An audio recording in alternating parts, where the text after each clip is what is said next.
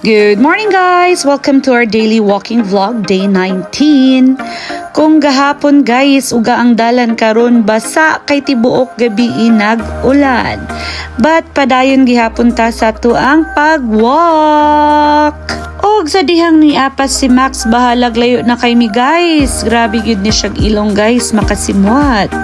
Kani nga time guys, ipakita unta na ko akong singot but di gid ko singtanon guys, way makita guys, gamay-gamay lang gyud nga singot.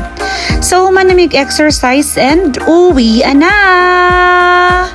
And as expected, ang mga bata naghulat na sad sa taas. Ang kakapoy ani basa ang taas kay nag-ulan, so Arya tanawa umura gyud siya naligo guys. Ay nako ning bata gyud.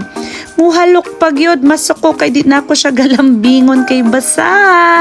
Thanks for watching guys. Bye.